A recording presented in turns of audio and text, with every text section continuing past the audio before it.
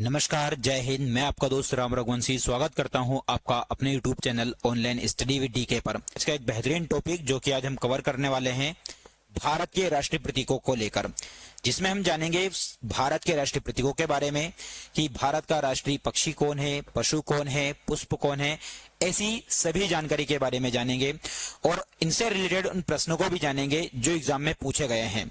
चलिए ज्यादा समय व्यतीत ना करते हुए शुरुआत करते हैं क्लास की। भारत का राष्ट्रीय पक्षी कौन सा है?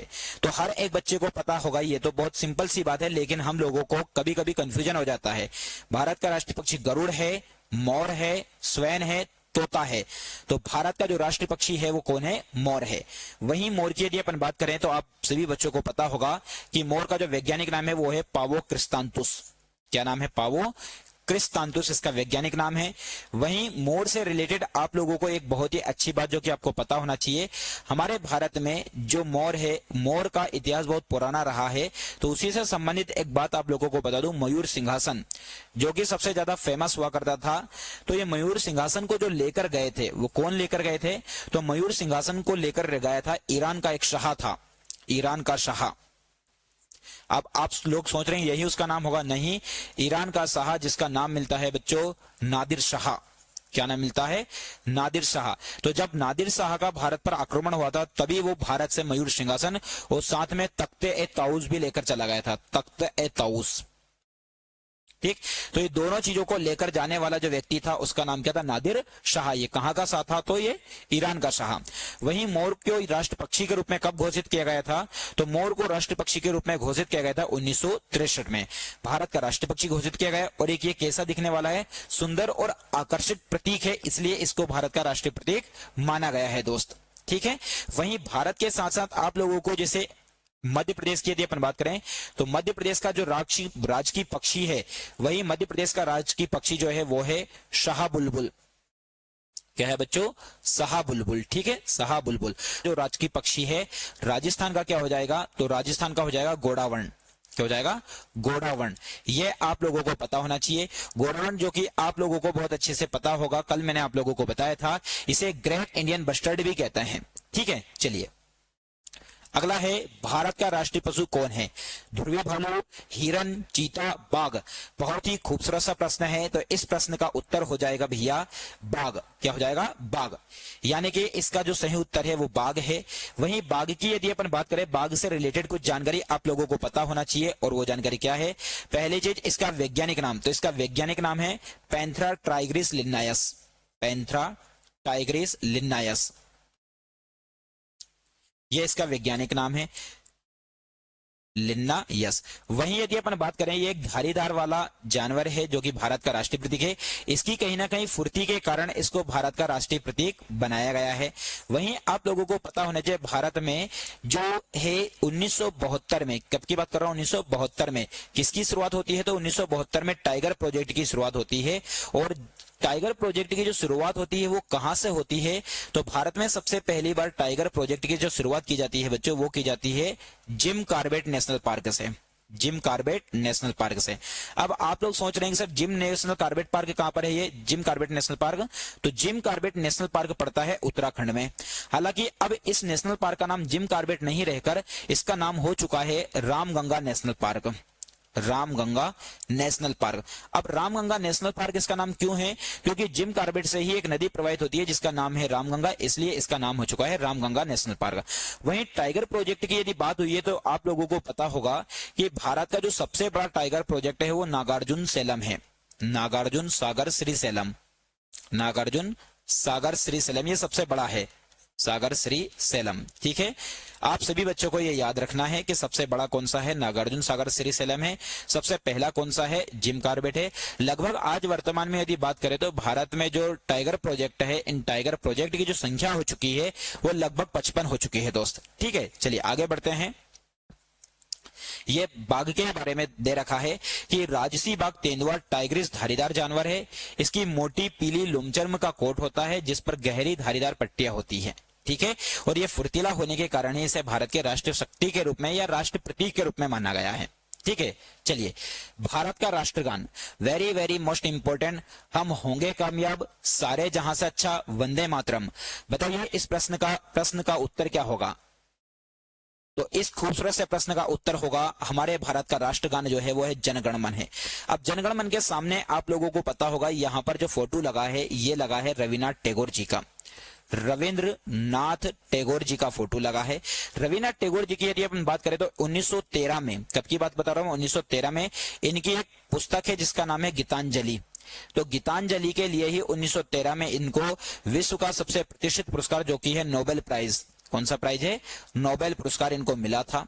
ठीक, वहीं यदि अपन बात करें हमारे भारत का जो राष्ट्रीय गान है जनगण मन, इस जनगण मन की यदि हम बात करें तो इसको गाने में 52 सेकंड का समय लगता है। और वहीं यदि अपन बात करें हमारे भारत के राष्ट्रगान जनगण मन की, तो जनगण मन जिस भाषा में लिखा गया है वो कौन सी भाषा में लिखा गया है, बांग्ला भाषा में लिखा गया है।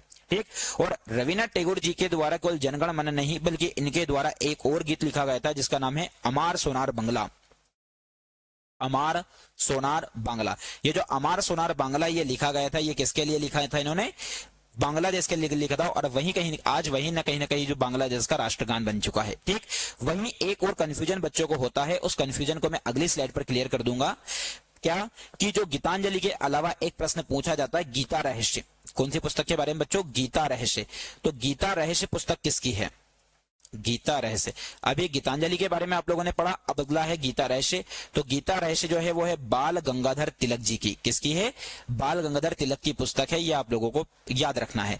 वहीं हमारे भारत के जो राष्ट्रगान है इसको कब अपनाया गया, तो संविधान सभा के द्वारा इसे 24 जनवरी 1950 को अपनाया गया। कब अपनाया गया, 24 जनवरी 1950। वहीं राष्ट्रगान के साथ साथ एक चीज आप लोगों को पता होना चाहिए, अभी मैंने आपको बताया राष्ट्रगीत। तो हमारे भारत का जो राष्ट्रगीत है वो कौन सा है, तो भारत का जो राष्ट्रगीत है वो है वंदे मातरम, वंदे मातरम। अब ये वंदे मातरम जो है इसके बारे में पूछा जाता है कि वंदे मातरम जो है उसे कितने समय में गाया जाता है, तो इसे 65 सेकंड में गाया जाता है। और वही वंदे मातरम की यदि हम बात करें तो बहुत ही अच्छा और बहुत ही खूबसूरत सा प्रश्न पूछा जाता है कि इसे कौन सी भाषा में लिखा गया है, तो इसे लिखा गया था संस्कृत में।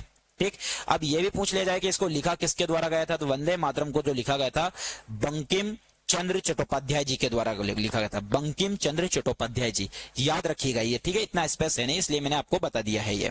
ठीक है, चलिए आगे बढ़ते हैं अगली स्लाइड पर। भारत का राष्ट्रीय खेल कौन सा है, तो भारत का राष्ट्रीय खेल हॉकी है, फुटबॉल है, बैडमिंटन है, क्रिकेट है।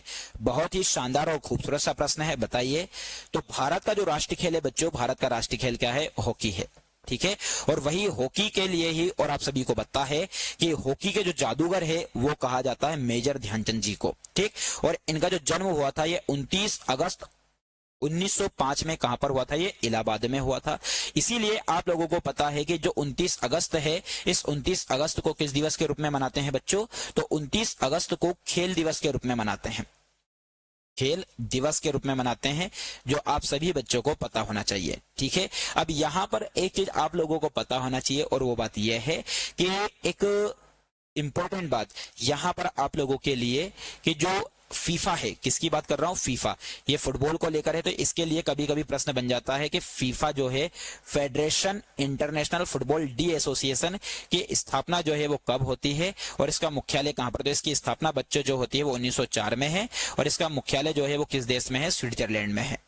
ठीक है, वहीं यदि अपन बात करें फीफा के अलावा एक क्रिकेट को लेकर भी पूछा जाता है इंटरनेशनल क्रिकेट काउंसिल। तो इंटरनेशनल क्रिकेट काउंसिल की स्थापना होती है 1909 में और इसका जो मुख्यालय है बच्चों, उसका मुख्यालय है दुबई में। कहां पर है ये, दुबई। ठीक है, दुबई कहां पर पड़ता है, तो यूएई में, संयुक्त अरब अमीरात में। हॉकी को जब राष्ट्रीय खेल घोषित किया गया तब यह बहुत लोकप्रिय था। इस खेल ने 1928 से 1956 के दौरान स्वर्णिम युग देखा। मतलब ये वो समय है जब ज्यादा से ज्यादा गोल भारत को प्राप्त हुए होंगे। जब भारत ने ओलंपिक में लगातार कितने स्वर्ण पदक जीते थे बच्चों, 6 स्वर्ण पदक जीते थे। उस समय भारत ने 24 ओलंपिक मैच खेले थे और सभी में जीत हासिल की थी। लगभग इतने सारे मैचों में क्या की थी, इसने जीत हासिल की थी। इसलिए उस समय भारत का जो राष्ट्रीय खेल था वो किसे घोषित कर दिया गया था, हॉकी को कर दिया गया था। अगला है भारत की राष्ट्रीय नदी। तो भारत की राष्ट्रीय नदी कौन सी है? गोदावरी है, गंगा है, ब्रह्मपुत्र है, कृष्णा है। तो इस खूबसूरत से प्रश्न का उत्तर होगा गंगा। क्यों है भारत की राष्ट्रीय नदी गंगा? तो भारत में ज्यादा से ज्यादा क्षेत्रफल यदि किसी नदी का है तो वो है कौन सी नदी का? गंगा नदी का। वहीं गोदावरी की बात करें तो गोदावरी का जो उद्गम हुआ है वो हुआ त्र्यंबकेश्वर की पहाड़ी से। किससे बच्चों? त्र्यंबकेश्वर की पहाड़ी से। त्र्यंबकेश्वर। अब ये त्र्यंबकेश्वर कहां पर है? तो त्र्यंबकेश्वर जो पड़ता है ये नासिक में पड़ता है। अब नासिक कहां पर है? तो नासिक पड़ता है महाराष्ट्र में। और ये महाराष्ट्र से निकलकर यदि हम बात करें तो ये बंगाल की खाड़ी में जाकर गिरती है। बंगाल की खाड़ी में। कौन सी नदी? गोदावरी। ठीक है। और वही यदि अपन बात करें अगली नदी आपके सामने दे रखी गंगा। तो गंगा नदी भी दो नदियों के मिलने से बनती है बच्चों। कितनी नदियों के मिलने से बनती है? दो नदी। अब एक नदी तो हो जाती है अलकनंदा, ठीक, अलकनंदा। और एक नदी है जिसका नाम है भागीरथी। अलकनंदा और दूसरी नदी का नाम क्या है? भागीरथी। ये दोनों नदी जब आपस में मिलती है, अब आपके सामने प्रश्न कभी कभी ये भी आ जाता है कि अलकनंदा और भागीरथी नदी दोनों मिलती है देवप्रयाग में। कहां पर मिलती है? देवप्रयाग में मिलती है। और वहां पर मिलने के बाद कहलाती है गंगा। और गंगा नदी जब आगे बढ़ती है, जब ये दोनों नदी मिल जाती है और गंगा ऐसे आगे बढ़ती है, तो आगे बढ़ने के बाद इसमें यमुना नदी और सरस्वती नदी आपस में मिलती है। तो जिस स्थान पर ये मिलती है भैया उसे बोलते हैं प्रयागराज। उसे क्या बोलते हैं? प्रयागराज। जब नदी की यदि अपन बात करें तो ब्रह्मपुत्र नदी जो है इसका विस्तार ज्यादातर जो है वो तिब्बत में है। कौन से क्षेत्र में है? तिब्बत वाले क्षेत्र में है। वहीं ब्रह्मपुत्र की यदि हम बात करें तो इसे तिब्बत में किस नाम से जाना जाता है? तो ब्रह्मपुत्र में इसको कहा जाता है सांगपो। और वहीं कृष्णा की यदि अपन बात करें तो कृष्णा का उद्गम भी जो हुआ है वो महाराष्ट्र से हुआ है। महाराष्ट्र की महाबलेश्वर की पहाड़ी से। कौन सी पहाड़ी से? महाबलेश्वर की पहाड़ी से हुआ है। और ये नदी भी जो है वो अपना बंगाल की खाड़ी में मुहाना बनाती है बच्चों। कौन सी खाड़ी में? बंगाल की। सर आप ये कह रहे होंगे बच्चे अभी कि ये नदी, जैसे भारत का ये वाला मैप है, ये जो घाट है इसे पश्चिमी घाट बोलते हैं। और यदि हम बात करें इधर वाला घाट तो इसे पूर्वी घाट बोलते हैं। तो पूर्वी घाट की यदि अपन बात करें, सॉरी इधर इधर ये मिस्टेक हो गया है ना, ये पूर्वी घाट है बच्चों। दिशा के हिसाब से ये पूर्वी घाट है। और ये जो घाट है ये कौन सा घाट है? ये पश्चिमी घाट है। अब यदि हम बात करें तो अधिकतर जितनी भी नदियां इधर से निकलती है वो सारी की सारी इधर गिरती है, क्योंकि इनका जो बहाव है वो इस दिशा की ओर ही है। ठीक है। चलिए, गंगा नदी को वहीं राष्ट्रीय नदी का दर्जा कब दिया गया है? तो गंगा नदी को जो दर्जा दिया गया था वो 4 नवंबर 2008 को। कब दिया गया था? 4 नवंबर 2008 को भारत की राष्ट्रीय नदी घोषित किया गया। और वही गंगोत्री ग्लेशियर के टर्मिनस गोमुख से गंगा नदी हिमालय पर्वतमाला से निकलती है। तो कभी कभी पूछ लिया जाता है कि भैया कहां से निकलती है? तो याद रखना गंगोत्री ग्लेशियर से। और वहीं कभी पूछ ले कभी आप लोगों से ऐसा कि यमुना नदी का जो उद्गम हुआ है वो कहां से हुआ है? तो यमुना नदी का उद्गम हुआ है यमुनोत्री ग्लेशियर से। यमुनोत्री ग्लेशियर से। ठीक है। अब एक प्रश्न जैसे यहां पर आपके सामने मैं बता दूं, और वो प्रश्न यह है, यमुनोत्री नदी को यमुनोत्री ग्लेशियर या यमुना नदी को लेकर आ जाए कि सबसे बड़ी सहायक नदी यमुना है। सबसे बड़ी सहायक नदी है ना, सबसे बड़ी सहायक नदी आप लोगों से पूछे तो सबसे बड़ी सहायक नदी यमुना ही नदी है। ठीक। किसमें जाकर मिलती है? तो गंगा में मिलती है। भारत का राष्ट्रीय फूल कौन सा है? तो भारत का राष्ट्रीय फूल गेंदे का फूल है, सूरजमुखी है, गुलाब है, लोटस है। तो बताइए इस खूबसूरत से प्रश्न का उत्तर क्या होगा? तो इस खूबसूरत से प्रश्न का उत्तर होगा लोटस। और लोटस का मतलब होता है कमल। लोटस का मतलब क्या है? कमल। और वहीं राजस्थान की यदि हम बात करें तो राजस्थान का जो राजकीय पुष्प है वो कौन सा है बच्चों? तो राजस्थान का जो राजकीय पुष्प है वो है रोहिड़ा। क्या है? रोहिड़ा है। ठीक। और इसे कहीं ना कहीं राजस्थान का सागवान भी कहते हैं। इसे क्या बोलते हैं? राजस्थान का सागवान। राजस्थान का सागवान कहते हैं। ये कभी कभी एग्जाम में पूछ लिया जाता है कि राजस्थान का सागवान किसको बोलते हैं? तो ध्यान रखना रोहिड़ा को कहते हैं। और कमल का जो वैज्ञानिक नाम है, कमल का वैज्ञानिक नाम है न्यूशीफेरा। नीलंबो न्यूशीफेरा है ना, नीलंबो न्यूशीफेरा ये इसका वैज्ञानिक नाम है। ये इसकी एक खासियत होती है कि जो कमल होता है यदि कीचड़ में भी उग जाता है तो ये अपनी जो पवित्रता है उसको नहीं छोड़ता है दोस्त। ठीक है। चलिए, तो कमल आध्यात्मिकता, प्रचुरता और प्रकाश का प्रतिनिधित्व करता है। कमल के बारे में सबसे महत्वपूर्ण बात यह है कि गंदे पानी में जाने के बाद भी अपनी अशुद्धता से अछूता रहता है दोस्त। ठीक है। चलिए, अगला प्रश्न आपके सामने बहुत ही शानदार, बहुत ही खूबसूरत। भारत का राष्ट्रीय फल कौन सा है? सेब है, तरबूज है, आम है, कस्टर्ड सेब है। तो बताइए इस खूबसूरत से प्रश्न का उत्तर क्या होगा? तो भारत का जो राष्ट्रीय फल है बच्चों, भारत का राष्ट्रीय फल क्या हो जाएगा? आम हो जाएगा। ठीक। आम और किस जगह का राष्ट्रीय फूल है या राजकीय फूल है, तो मध्य प्रदेश की यदि अपन बात करें बच्चों, मध्य प्रदेश राज्य एक ऐसा राज्य है जिसका भी कहीं ना कहीं राजकीय, मध्य प्रदेश का राजकीय फूल, राजकीय फल है ना, मध्य प्रदेश का राजकीय फल जो है वो क्या है, आम है। इस आम का जो वैज्ञानिक नाम है वो है मैंजीफेरा इंडिका, मैंजीफेरा इंडिका, ये याद रखिएगा, कभी कभी पूछ ले आपसे कि इसका वैज्ञानिक नाम है मैंजीफेरा इंडिका। दूसरी बात, ये जैसे इंडिका आया तो मैं आप लोगों को बता दूं, इंडिका एक पुस्तक भी है, इंडिका क्या है, एक पुस्तक है, और इस पुस्तक को लिखा किसने था, तो ये लिखा था मेगास्थनीज ने, मेगास्थनीज। पूछा जाता है कि इंडिका किसकी पुस्तक है, तो इंडिका पुस्तक है मेगास्थनीज की। अब आम से संबंधित आप लोगों को एक बात पता होनी चाहिए, और वो ये है कि आम की एक प्रजाति होती है नूरजहां, जो कि सबसे बड़ी प्रजाति है, नूरजहां। पूछा जा सकता है कि नूरजहां किसकी प्रजाति है, तो नूरजहां आम की प्रजाति है बच्चों, ठीक है। चलिए, आम भारत के अलावा वहीं बात करें, भारत, पाकिस्तान और फिलीपींस का राष्ट्रीय फल है, मतलब भारत के साथ साथ पाकिस्तान का भी है और फिलीपींस का भी राष्ट्रीय फल है। जबकि आम का पेड़ बांग्लादेश का राष्ट्रीय वृक्ष है, बहुत ही शानदार, आम का पेड़ बांग्लादेश का क्या है, राष्ट्रीय वृक्ष है। इसे सभी फलों का राजा माना जाता है, ठीक, इसलिए फलों का राजा किसको कहते हैं, तो फलों का राजा बच्चों बोलते हैं आम को, ठीक है, फलों का राजा। वहीं एक बात आप लोगों को पता होगा, जैसे हम आम की बात कर रहे हैं अभी, तो मैं आप लोगों को बता दूं राजस्थान के बारे में कि राजस्थान का जो राजकीय वृक्ष है वो राजकीय वृक्ष है खेजड़ी। कौन सा वृक्ष है, राजस्थान का राजकीय वृक्ष है खेजड़ी। और यहां पर आम किस देश का राष्ट्रीय वृक्ष है, तो बांग्लादेश का है। भारत का राष्ट्रीय वृक्ष क्या है, वट वृक्ष है, पहला ऑप्शन है वट वृक्ष, दूसरा ऑप्शन है चीड़ का वृक्ष, नीम का पेड़, पीपल का पेड़। तो इस खूबसूरत से प्रश्न का उत्तर हो जाएगा वट वृक्ष। ये वट वृक्ष का मतलब होता है, सब बच्चे जानते होंगे, वट वृक्ष का मतलब होता है बरगद का वृक्ष। किसका वृक्ष बच्चों, बरगद का वृक्ष है। दोस्त, ये वो प्रश्न है जो हो सकता है हमारे जो रीट की एग्जाम है उसका जो लेवल फर्स्ट है उसमें ऐसे के ऐसे छप जाएं। हम तो यही चाहते हैं कि आप लोगों के लिए ये सारे वो प्रश्न हैं जो एग्जाम में आए हुए हैं और ऐसे के ऐसे छप जाए दोस्त। अब ये जो भारत का राष्ट्रीय वृक्ष है बरगद का, इसका वैज्ञानिक नाम क्या है, तो बहुत बार पूछा जाता है फाइकस बेंगोलिसिस। क्या है, फाइकस बेंगोलिसिस इसका वैज्ञानिक नाम है जो कि पूछा जाता है, लिख देता हूं मैं, फाइकस बेंगालिसिस, फाइकस बेंगालिसिस इसका वैज्ञानिक नाम है, ठीक है। इसको भारत का राष्ट्रीय वृक्ष इसलिए घोषित किया गया है, इसका कारण यह है कि ये ऐसा वृक्ष है कि बहुत ज्यादा दूरी तक अपनी शाखाओं को विस्तृत कर लेता है और ज्यादा से ज्यादा इसमें छाया होती है, ठीक है। चलिए, बरगद का पेड़ अनंत जीवन का प्रतीक है क्योंकि इसकी शाखाएं हमेशा कैसी होती है, फैलती रहती है। बरगद के पेड़ में बहुत ज्यादा औषधि गुण होते हैं और इसे दीर्घायु से जोड़कर देखा जाता है, इसलिए इसे भारत का क्या घोषित किया गया है बच्चों, राष्ट्रीय वृक्ष घोषित किया गया है, ठीक है। और वहीं इसे कहीं ना कहीं कल्प वृक्ष के रूप में भी जाना जाता है। हिंदू मान्यताओं के आधार पर यदि हम बात करें तो इसे कौन सा वृक्ष बोलते हैं, कल्प वृक्ष भी माना जाता है, याद रखना बच्चों। चलिए, भारत की राष्ट्रीय मुद्रा क्या है, बहुत ही शानदार प्रश्न है। यूरो है, दिरहाम है, भारतीय रुपया है, येन है। तो भारत की जो राष्ट्रीय मुद्रा है ये आप सभी बच्चे जानते होंगे, भारत की राष्ट्रीय मुद्रा है रुपया। अब भारत की राष्ट्रीय मुद्रा रुपया है, इसका नियमन कौन करता है, तो भारत की जो राष्ट्रीय मुद्रा है इसका नियमन करता है कौन, आरबीआई, आरबीआई। यहां पर आरबीआई की यदि हम बात करें तो आरबीआई का फुल फॉर्म है रिजर्व बैंक ऑफ इंडिया। वहीं रिजर्व बैंक ऑफ इंडिया की स्थापना 1934 के अधिनियम यानी कि एक्ट कब का था, यह 1934 का, और 1934 के अधिनियम के तहत इसकी स्थापना होती है बच्चों 1935 में। कब होती है इसकी स्थापना, यह होती है 1 अप्रैल 1935 में इसकी स्थापना होती है। जब इसकी स्थापना हुई थी उस समय इसका जो हेडक्वार्टर आप लोगों से पूछा जाए, स्थापना के समय हेडक्वार्टर था इसका कोलकाता।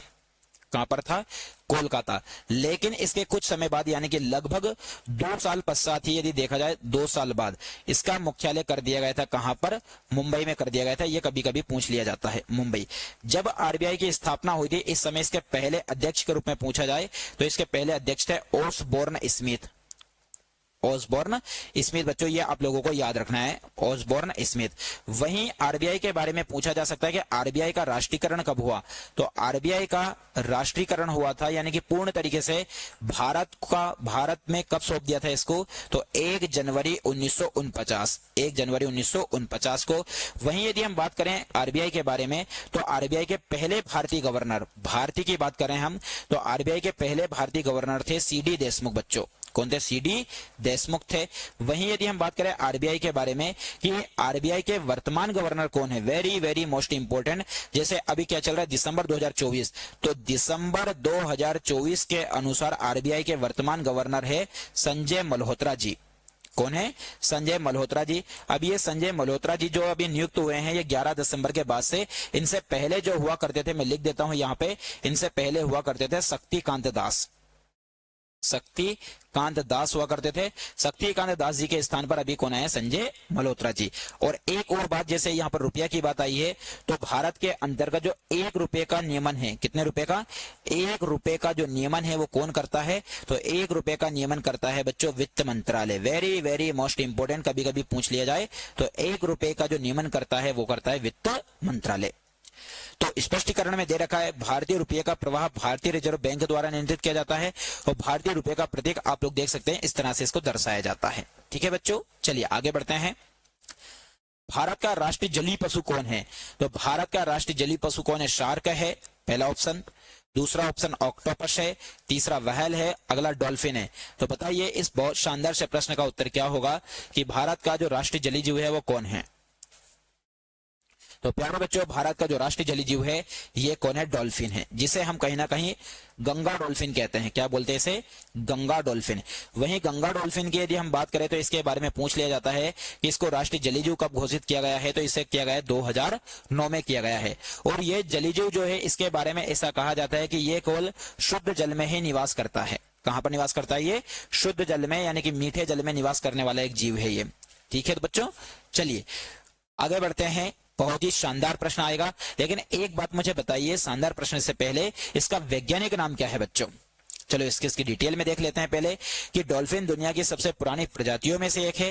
गंगा नदी की डॉल्फिन पूरे नदी पारिस्थितिक तंत्र के स्वास्थ्य का एक महत्वपूर्ण संकेतक है और भारत सरकार ने इसे कब राष्ट्रीय पशु घोषित किया था? राष्ट्रीय जलीय जीव, है ना, राष्ट्रीय पशु नहीं बच्चों, राष्ट्रीय जलीय जीव। ठीक, अब यहां पर आप लोगों को पता होना चाहिए इसका वैज्ञानिक नाम है प्लेटेनिस्टा गंगोटिका। मैं लिख देता हूं यहां पर, प्लेटेनिस्टा, प्लेटेनिस्टा। ये ही तो पूछे जाते हैं एग्जाम में इस टाइप से, गंगोटिका, है ना, गंगोटिका। ये इसका क्या है? वैज्ञानिक नाम है। आप सभी बच्चे लोगों को याद रखना है।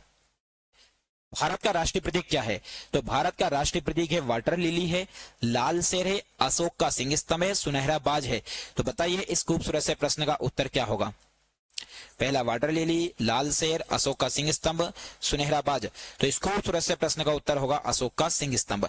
अशोक के सिंह स्तंभ की यदि हम बात करें तो पहली चीज जैसे हम चित्र में देखेंगे, लेकिन उससे पहले हम आप लोगों को बता दें जैसे कि भारत का जो अशोक स्तंभ है वो इस टाइप से जो बना हुआ है, इसमें यदि देखा जाए तो आप लोगों से पूछा जाएगा कि सिंह की संख्या कितनी है।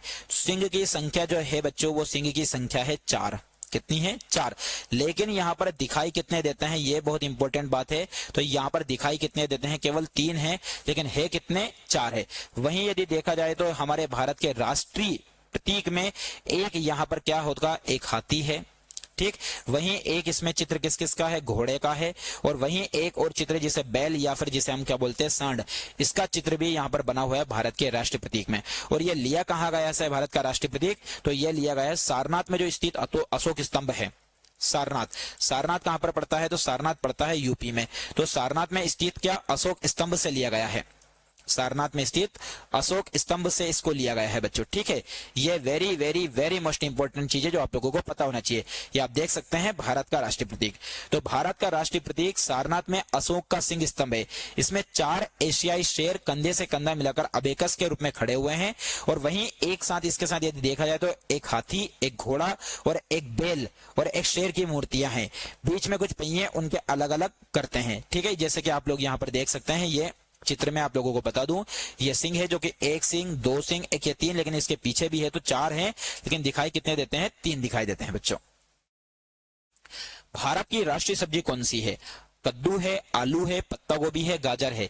तो बताइए भारत की राष्ट्रीय सब्जी जो है वो कद्दू है कि आलू है कि पत्ता गोभी है कि गाजर है? तो इस खूबसूरत से प्रश्न का उत्तर होगा, यदि नहीं पता है तो याद रखना, कद्दू है।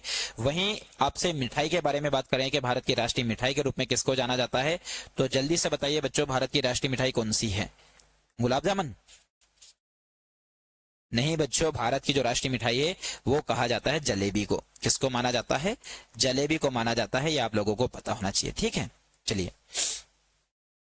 तो इस भारतीय सब्जी को हिंदी में क्या बोलते हैं? कद्दू कहते हैं। और यह पूरे भारत में उगती है और किसी विशेष मिट्टी की आवश्यकता नहीं होती है और इसे चढ़ने वाले पौधे या लता के रूप में इस्तेमाल किया जाता है। बिल्कुल सीधी सी बात, सिंपल सी बात है। भारत का राष्ट्रीय सरीसृप कौन सा है? तो भारत का राष्ट्रीय सरीसृप कौन सा है? मगरमच्छ है, छिपकली है, गिरगिट है, नागराज है। तो भारत का जो राष्ट्रीय सरीसृप है बच्चों वो कौन है? नागराज है। तो व्यापारिक सांप भारतीय और दक्षिण पूर्वी एशियाई जंगलों में पाए जाते हैं। सांप, छिपकली और कृतंक इसके क्या है? शिकार है। और हिंदू इस सरीसृप की पूजा करते हैं जिसका सांस्कृतिक महत्व है। बिल्कुल सीधी सी बात है कि शिव जी का मतलब जैसे गले की माला समझकर इसकी क्या करते हैं? पूजा करते हैं। लेकिन कुछ लोग इनको निपटा भी देते हैं, ऐसा नहीं है। तो सब अपनी अपनी मान्यताओं के अनुसार है। तो भारत का जो राष्ट्रीय सरीसृप है वो कौन है भैया? नागराज है। आप लोगों को याद रखना है ये। ठीक है, क्लियर है सभी बच्चों को? चलो आगे बढ़ते हैं। भारत का राष्ट्रीय स्मारक क्या है? तो भारत का राष्ट्रीय स्मारक ताजमहल है। बहुत ही अच्छा प्रश्न है। भारत का राष्ट्रीय स्मारक ताजमहल है, इंडिया गेट है, लाल किला है, गेटवे ऑफ इंडिया है। तो बताइए इस खूबसूरत से प्रश्न का उत्तर क्या है? तो आप लोगों को बता दूं, जैसे ताजमहल कहां पर है? ये उत्तर प्रदेश में है। ठीक, इंडिया गेट कहां पर है? बताइए सभी बच्चे। तो इंडिया गेट कहां पर है? दिल्ली में है। ठीक, वहीं यदि अपन बात करें लाल किला कहां पर है? तो लाल किला भी दिल्ली में है। कभी कभी पूछ लिया जा सकता है आपसे। गेटवे ऑफ इंडिया कहां पर है? तो गेटवे ऑफ इंडिया कहां पर है? मुंबई। तो भारत का जो स्मारक के रूप में जिसको कहा जाता है वो कौन है भैया? गेटवे ऑफ इंडिया है। ठीक है, चलिए देखिए, दो चीज यहाँ पर आप लोगों के सामने है। पहली चीज, भारत का राष्ट्रीय स्मारक के रूप में इन्होंने बोला है। तो भारत का राष्ट्रीय स्मारक जो है बच्चों वो इंडिया गेट है। कौन सा है? इंडिया गेट है। गेटवे ऑफ इंडिया जो है इसे भारत का प्रवेश द्वार कहते हैं। कंफ्यूजन था ये। भारत का प्रवेश द्वार, भारत का प्रवेश द्वार यदि आपसे पूछे तो भारत का प्रवेश द्वार किसे कहा जाता है? तो भारत का प्रवेश द्वार कहा जाता है गेटवे ऑफ इंडिया, जो कि आप लोगों को पता है कितने 7 टापुओं का शहर। इसे क्या बोलते हैं? मुंबई को 7 टापुओं का शहर कहा जाता है जहां पर यह बसा हुआ है। 7 टापुओं का शहर। ठीक, जैसे ये जो चित्र लगा हुआ है गेटवे ऑफ इंडिया का ही लगा हुआ है। लेकिन यहाँ पर एक और चीज एक्स्ट्रा आप लोगों को बताने की कोशिश की गई है और वो ये है कि इंडिया गेट भारत की राजधानी कहां पर स्थित है? ये दिल्ली। अभी आप लोगों को मैंने बताया कि जो इंडिया गेट है वो कहां पर स्थित है? दिल्ली में स्थित है। ठीक है, और इसका आंसर भी दिल्ली है। इंडिया गेट भारत की राजधानी दिल्ली में एक प्रसिद्ध राष्ट्रीय स्थल है जो कि ऑल इंडिया वॉर मेमोरियल इस स्थल का दूसरा नाम है। यह एक आश्चर्यजनक 42 मीटर ऊंची संरचना है जिसे 1931 में एक चौराहे के बीच में बनाया गया था। ठीक है बच्चों, बाकी ये जो फोटो बना हुआ है ये किसका है? गेटवे ऑफ इंडिया का है, जो कि कहां पर है? ये मुंबई में है। ठीक है, चलिए, हमारे जो टाइपिंग मास्टर है उन्होंने जो फोटो लगाया है वो इंडिया गेट की जगह गेटवे ऑफ इंडिया का लगा दिया है। ठीक है, भारत का राष्ट्रीय कैलेंडर क्या है? तो भारत का राष्ट्रीय कैलेंडर है हिंदू कैलेंडर है, शक कैलेंडर है, जार्जियाई कैलेंडर है या चैत्र कैलेंडर है? तो बताइए बच्चों इस खूबसूरत से प्रश्न का उत्तर। भारत का राष्ट्रीय कैलेंडर पूछ ले आपसे या भारत का राष्ट्रीय पंचांग पूछ ले आपसे? तो भारत का राष्ट्रीय पंचांग, ठीक, या राष्ट्रीय कैलेंडर जो है वो है शक कैलेंडर। ठीक, जिसके अनुसार आप लोगों को पता होगा कि जो शक कैलेंडर है इसके तहत जो महीने की शुरुआत होती है वो चैत्र से होती है। कब से होती है? चैत्र, वैशाख, ज्येष्ठ, आषाढ़, सावन, भादु, कुंवार, कार्तिक, अगन, पौष, माऊ, फाल्गुन। फिर उसके बाद चैत्र स्टार्ट हो जाता है तो अपना 12 महीने स्टार्ट होता है। और वहीं इसकी जो अपनाया गया था इसे भारत सरकार के द्वारा, जल्दी से कमेंट करके बताइए कि इसे कब अपनाया गया था। किसकी बात कर रहा हूं? राष्ट्रीय पंचांग को कब अपनाया गया था? जल्दी से बताइए। चलो कोई बात नहीं बच्चा, तो इसे जो अपनाया गया था शक संवत को 22 मार्च 1957 को। कब अपनाया गया था? 22 मार्च 1957 को भारत सरकार के द्वारा अपनाया गया था। इसका पहला महीना कौन सा होता है? चैत्र का जो होता है इसका पहला महीना होता है। यह आप सभी बच्चों को पता होना चाहिए। ठीक है, चलिए, शक संवत पर आधारित राष्ट्रीय कैलेंडर जिसका पहला महीना चैत्र होता है और 365 दिन का एक नियमित वर्ष था, जिसको ग्रेगोरियन कैलेंडर के साथ 22 मार्च 1957 को अपनाया गया। कब अपनाया गया? 22 मार्च 1957 को। भारत का राष्ट्रीय विरासत पशु कौन सा है? तो भारत का राष्ट्रीय विरासत पशु जिराफ है, हिरन है, गाय है, हाथी है। तो भारत का जो राष्ट्रीय विरासत पशु है बच्चों वो है कौन? हाथी है, जो कि आप लोगों को पता होना चाहिए। ये राष्ट्रीय विरासत पशु की बात कर रहा हूं मैं, किसकी बात कर रहा हूं? राष्ट्रीय विरासत पशु की, जिसका वैज्ञानिक नाम आप सभी बच्चों को पता होगा। नहीं पता है तो मैं आप लोगों को बता दूंगा कि भारत का जो राष्ट्रीय विरासत पशु है इसका वैज्ञानिक नाम है एफिलास इंडिका। एफिलास इंडिका इसका वैज्ञानिक नाम है, ठीक है, एफिलास इंडिका। चलिए, वहीं इसे कब अपनाया गया है तो ये देख लेते हैं। जब 2010 में इस हाथी को भारत का राष्ट्रीय धरोहर पशु घोषित किया गया तो इस प्रजाति की बेहतर देखभाल के लिए उत्साह और आशा जगी, जिसे भारतीय पौराणिक कथाओं में और लोक कथाओं में गणेश के नाम से जाना जाता है। ठीक, तो इसे कब अपनाया गया भैया? तो 2010 में अपनाया गया है। ये आप सभी बच्चों को पता होना चाहिए। राष्ट्रीय पशु अलग है, राष्ट्रीय जलीय जीव अलग है, राष्ट्रीय विरासत पशु अलग है, तीनों चीजें अलग अलग है। ये आप सभी बच्चों को अच्छे से ध्यान रखना है, ठीक है। और बहुत बहुत बहुत इंपॉर्टेंट प्रश्न है भाई, देख लीजिएगा, हो सकता है सीधा सीधा एक प्रश्न इनसे बन जाए आपका। भारतीय राष्ट्रीय ध्वज का नाम क्या है? तो भारतीय राष्ट्रीय ध्वज का नाम लाल और हरा, सितारे और पट्टियां, तिरंगा, 5 सितारे वाले झंडा। तो बहुत ही खूबसूरत सा नाम है हमारे भारत के राष्ट्रीय ध्वज का। तो भारत के राष्ट्रीय ध्वज का नाम क्या है? तिरंगा। नाम से स्पष्ट है, तिरंगा मतलब 3 रंगों वाला। कितने रंगों वाला है ये? 3 रंगों वाला है। अब 3 रंगों वाला है तो ऊपर आप सभी बच्चों को पता होगा कि हमारे भारत के राष्ट्रीय ध्वज की यदि हम बात करें वर्तमान का जो है उसको में ऊपर का रंग केसरिया है, बीच का जो रंग है वो सफेद है और नीचे जो रंग है वो कौन सा है? हरा है।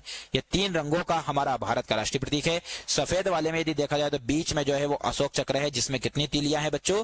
जिसमें 24 तीलियां हैं। कितनी तीलियां है? ये 24 तीलियां है। कभी कभी एग्जाम में पूछ लिया जाता है जो अशोक चक्र है वो कौन से रंग का बना हुआ है? तो ये जो अशोक चक्र है वो नीले रंग का है। कौन से रंग का है? ये नीले रंग का है। देखिए, भारत के राष्ट्रीय ध्वज के ऊपरी पट्टी केसरिया रंग जो कि देश की शक्ति और साहस का प्रतीक होता है। वहीं दूसरा जो धर्म चक्र के साथ साथ सफेद मध्य में आती है जो कि किसका प्रतीक है? शांति का प्रतिनिधित्व करती है। अंतिम घेरा जो हरे रंग का है भूमि की उर्वरता, विकास और शुभता का प्रतिनिधित्व करती है। वहीं हमारे भारत के राष्ट्रीय ध्वज की बात करें तो भारत के राष्ट्रीय ध्वज की जो शुरुआत है वो 1906 से होती है और धीरे धीरे आगे बढ़ते हुए इसे अपनाया गया। कब अपनाया गया? 1947 में अपनाया गया है। वहीं यदि हम बात करें हमारे भारत के राष्ट्रीय ध्वज का जो एक थीम है वो तैयार किसने की थी? तो ये थी पिंगली वेंकैया जी ने। किसने की थी? याद रखना, भारत के राष्ट्रीय ध्वज का डिजाइन किसने तैयार किया था? तो भारत के राष्ट्रीय ध्वज का जो डिजाइन तैयार किया था वो पिंगली वेंकैया जी ने किया था, ठीक है। चलिए आगे बढ़ते हैं। अगला बहुत शानदार प्रश्न आप लोगों के सामने आएगा, खूबसूरत सा प्रश्न। भारतीय राष्ट्रीय ध्वज में अशोक का चक्र क्या दर्शाता है? समृद्धि का पहिया दर्शाता है, धर्म के नियम का चक्र दर्शाता है, अधिकार का पहिया दर्शाता है, शक्ति का पहिया दर्शाता है। तो भारतीय राष्ट्रीय ध्वज में अशोक का चक्र जो दर्शाता है धर्म के नियम का चक्र दर्शाता है। भैया क्या दर्शाता है? ये बहुत ही अच्छा प्रश्न आप लोगों के सामने अभी जो मैंने लिया था उसी से रिलेटेड, धर्म के नियम का चक्र। तो धर्म चक्र का नाम धर्म से लिया गया है, जो ज्ञान और निर्वाण व्यक्ति द्वारा प्राप्त की जा सकने वाली सर्वोच्च अवस्था का मार्ग है। इसे कानून के चक्र से भी संदर्भित किया जा सकता है। देख सकते हैं आप, ये कौन से रंग का है? ये नीले रंग का है दोस्त, ठीक है। भारत का राष्ट्रीय आदर्श वाक्य क्या है? तो भारत का राष्ट्रीय आदर्श वाक्य क्या है? वंदे मातरम है, इंकलाब जिंदाबाद है, सत्यमेव जयते है, जय हिंद है। तो बताइए इस खूबसूरत से प्रश्न का उत्तर क्या होगा? तो भारत का राष्ट्रीय वाक्य जो है बच्चों वो क्या है? सत्यमेव जयते। और सत्यमेव जयते को जो लिया गया है वो कहां से लिया गया है? तो ये लिया गया है मुंडकोपनिषद से बच्चों। किससे लिया गया है? ये मुंडकोपनिषद से। मुंडकोपनिषद से इसको लिया गया है। एक यहाँ पर कंफ्यूजन होता है, वो कंफ्यूजन क्लियर कर दूं मैं कि सत्यमेव जयते को मुंडकोपनिषद से लिया गया है और वंदे मातरम को जहां से लिया गया है वो है आनंद मठ। कहां से लिया गया? इसको आनंद मठ से लिया गया है। आप सभी बच्चों को ये याद होना चाहिए बच्चों, आनंद मठ, ठीक है। तो उपनिषदक ऋषियों का एक सत्यापित मंत्र सत्यमेव जयते संविधान में हमारा आदर्श वाक्य, जिसे कब नामित किया गया? 1950 में, जिसका अर्थ होता है केवल सत्य की विजय। जी क्या होता है भैया इसका अर्थ? तो इसका अर्थ होता है सत्य की विजय। चलिए, भारत का आधिकारिक नाम क्या है? भारत का जो कहीं ना कहीं हम बात करें संविधान में जो इसका नाम है वो क्या है? आधिकारिक नाम का मतलब ये है ना, तो भारत है, मेलुहा है, भारत की स्वतंत्रता है, हिंदुस्तान है। तो भारत का जो सही नाम है, आधिकारिक नाम बच्चों वो क्या है? भारत है। वैसे भारत का कोई एक नाम नहीं है, हमारे स्तर से देखा जाए तो भारत का नाम, जैसे कि आप सभी बच्चों को पता है, भारत को हिंदुस्तान कहते हैं, ठीक। भारत को आर्यावर्त कहते हैं। आर्यावर्त, आर्य लोगों का सबसे पहले बसने के कारण इसको आर्यावर्त कहा जाता है। वहीं भारत का नाम जो है वो सोने की चिड़िया है। सोने की चिड़िया। वहीं भारत की यदि हम बात करें तो इसके बारे में कभी कभी पूछ लिया जाए तो भारत जो है वो जम्बू द्वीप का हिस्सा है बच्चों। किसका हिस्सा है? ये जम्बू द्वीप का हिस्सा है। ठीक, अब यदि हम बात करें, यहाँ पर एक बहुत ही अच्छा और बहुत शानदार प्रश्न आ सकता है आपके सामने। जैसे कुछ बातें आप लोगों के सामने इन चीजों से रिलेटेड कुछ छूट गई है। जैसे हमारे भारत की राष्ट्रीयता क्या है, तो हमारी जो राष्ट्रीयता है या हमारी नागरिकता क्या है, तो सभी बच्चों को पता है हमारी राष्ट्रीयता जो है बच्चों वो क्या है? इंडियन। हम जिसे कहते हैं क्या है? भारतीयता। ठीक, हमारी नागरिकता क्या है? भारतीयता है। वहीं यदि हम बात करें कि राष्ट्रपिता किसको कहा जाता है, तो राष्ट्रपिता कहा जाता है महात्मा गांधी को। राष्ट्रपिता किसको कहा जाता है? महात्मा गांधी को। और इसीलिए आप लोगों को पता है जो राष्ट्रीय पर्व के रूप में मनाते हैं, वो राष्ट्रीय पर्व के रूप में कौन कौन से दिवस मनाते हैं? तो राष्ट्रीय पर्व के रूप में एक तो 26 जनवरी मनाई जाती है। ठीक, वहीं यदि देखा जाए तो 15 अगस्त भी एक राष्ट्रीय पर्व के रूप में है, और एक 2 अक्टूबर भी है जिसे राष्ट्रीय पर्व के रूप में मनाते हैं। 2 अक्टूबर को महात्मा गांधी जी की जयंती मनाई जाती है। और 2 अक्टूबर को ही एक अच्छी बात आप लोगों को पता होना चाहिए कि जो खादी के वस्त्र होते हैं इनके ऊपर छूट दी जाती है। खादी के वस्त्र के ऊपर जो छूट है उन पर कब दी जाती है? 2 अक्टूबर को दी जाती है बच्चों। ठीक है, तो आज की क्लास में हम लोगों ने पढ़ा भारत के समस्त राष्ट्रीय प्रतीकों के बारे में। यहां पर आप लोगों के सामने दे रखा है कि 15 अगस्त 1947 को हमारा भारत आजाद हुआ था। ये देखिए, 15 अगस्त 1947 को भारत एक स्वतंत्र राष्ट्र बन गया, और 26 जनवरी 1950 को संविधान के अनुसमर्थन के साथ ही खुद को एक संप्रभु लोकतंत्र और गणराज्य घोषित कर दिया। भारत के संविधान ने भारतीय नागरिकों को अपनी सरकार चुनने की शक्ति प्रदान की, जिससे लोकतंत्र का मार्ग प्रशस्त हुआ बच्चों। ठीक, तो भारत में संविधान लागू कब हुआ? तो 26 जनवरी 1950 को लागू होता है। तो ये सारी की सारी बातें वो है जो हमारे भारत के राष्ट्रीय प्रतीकों से जुड़ी हुई है।